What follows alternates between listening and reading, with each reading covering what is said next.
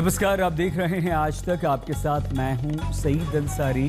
कल वक्फ संशोधन बिल पेश होगा लोकसभा में, उसी पर आज चर्चा चल रही है और उसी से जुड़ी एक बड़ी खबर आ रही है।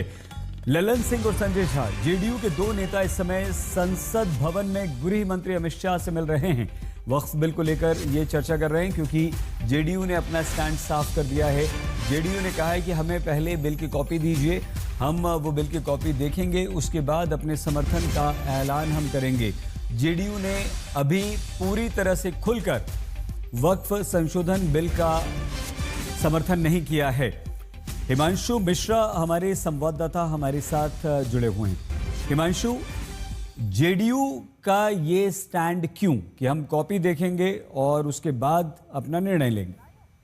देखिए, उनका स्टैंड साफ है। उन्होंने ये जो सजेशन दिए थे, अमेंडमेंट्स दिए थे जेपीसी के सामने, उनको जो है नए बिल में समाहित किया गया है नहीं किया गया है, ये साफ होगा बिल की कॉपी देखने से।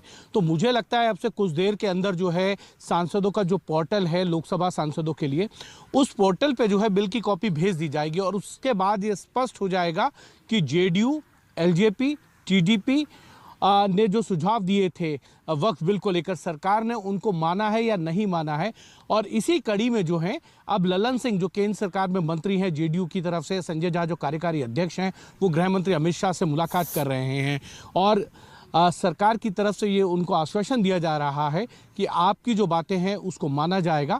लेकिन देखना यह है कि बिल की कॉपी देखने के बाद ही ये साफ हो पाएगा कि उनके सुझावों को माना गया या नहीं माना गया। क्योंकि ललन सिंह जो केंद्र सरकार में मंत्री हैं, उन्होंने अपना वक्तव्य भी दिया। उन्होंने कहा कि संसद के अंदर चर्चा के दौरान जेडीयू अपना रुख स्पष्ट करेगा कि वो इस बिल के पक्ष में है या नहीं है। तो सरकार के सामने इस बिल को पास कराना एक बड़ी चुनौती होगी राज्यसभा में। सही, बहुत धन्यवाद हिमांशु मिश्रा हमारे संवाददाता दिल्ली से जानकारी दे रहे थे। तो जेडीयू के दो बड़े नेता इस समय गृह मंत्री अमित शाह से मुलाकात कर रहे हैं। वक्फ बिल कल आएगा, कल ही बिल के पास होने की उम्मीद है। अगर बिल पास होकर कानून बन गया तो वक्फ के पूरे सिस्टम में काफी सारे बदलाव हो जाएंगे। अब वो बदलाव क्या होंगे, आइए हम आपको बताते हैं।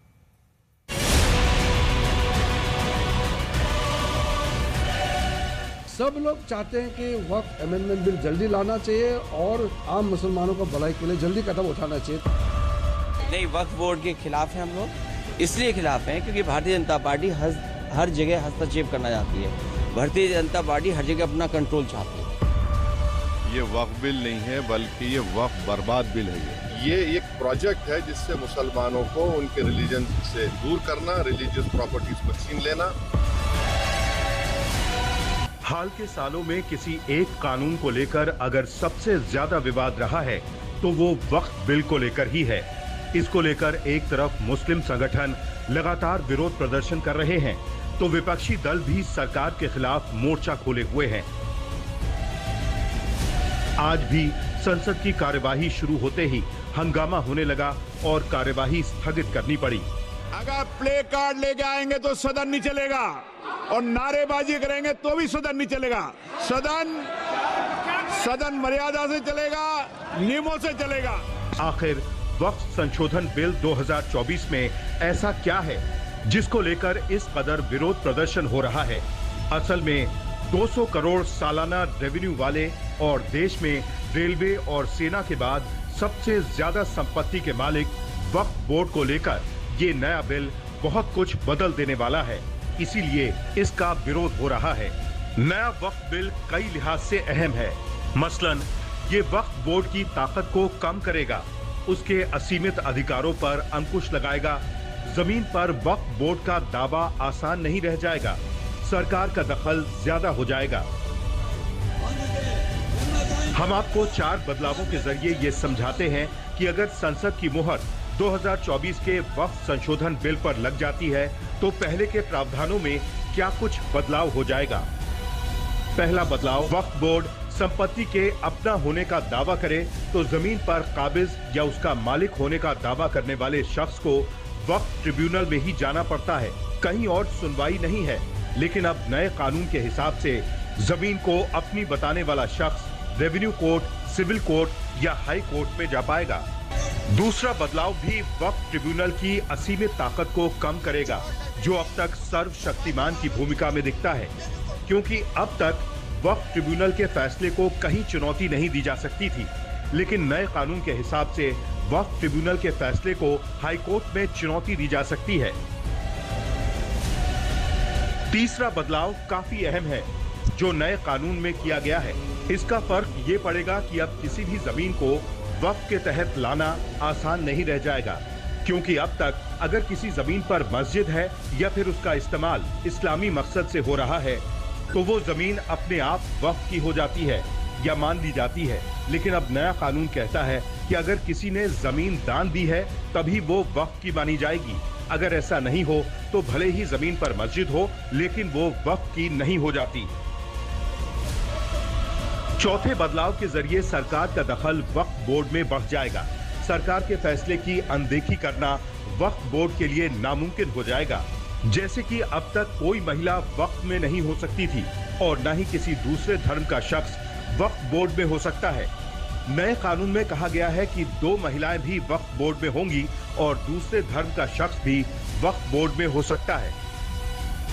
कुल मिलाकर नए कानून के आने के बाद से वक्फ बोर्ड किसी भी लिहाज से मनमानी नहीं कर पाएगा, उसके फैसले आखिरी नहीं होंगे। AIMIM के असदुद्दीन ओवैसी ने भी वक्फ संशोधन बिल का विरोध करते हुए इसे बर्बाद बिल कह दिया है। ओवैसी ने कहा कि ये तो असंवैधानिक है। देखिए, ये जो गवर्नमेंट NDA की गवर्नमेंट जिसको चंद्रबाबू नायडू, नीतीश कुमार, चिराग पासवान और जयंत चौधरी सपोर्ट कर रहे हैं, ये वक्फ बिल अनकॉन्स्टिट्यूशनल है। ये वक्फ बिल आर्टिकल 14, आर्टिकल 25, 26, 29 का ग्रेव वायलेशन है। ये वक्फ बिल नहीं है बल्कि ये वक्फ बर्बाद बिल है। ये वो मुसलमानों की मस्जिदों को, दरगाहों को, खानखाहों को, इवैक्यू वक्फ प्रॉपर्टीज को और लिमिटेशन एक्ट अप्लाई करेंगे तो एनक्रोचर्स को रिवॉर्ड करेगी, तो वो उसकी ये सपोर्ट कर रहे हैं। वक्फ संशोधन बिल पर कांग्रेस के सांसद इमरान मसूद ने कहा है कि हमारी धार्मिक स्वतंत्रता पर बुलडोजर चलाया जा रहा है। मसूद बोले कि सदन में लड़ेंगे नहीं तो अदालत में लड़ेंगे। अगर संख्या बल कम है तो क्या हमें देश निकाला दे दिया जाएगा और देश में जंगल राज होगा? लोकतंत्र के अंदर हम लोग लड़ सकते हैं, यहाँ भी लड़ेंगे, यहाँ के बाद कोर्ट में लड़ेंगे। देखिए, ये पूरी तरीके से असंवैधानिक है।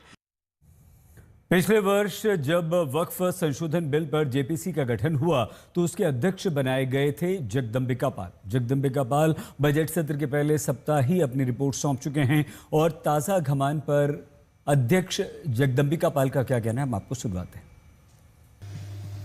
देखिए, बिल तो सरकार वक्फ की बेहतरी के लिए ला रही है, एक ट्रांसपेरेंसी के लिए ला रही है कि जिससे आम गरीब मुस्लिम्स को, महिलाओं को, बच्चों को, अनाथ को, खवातीनों को फ़ायदा हो।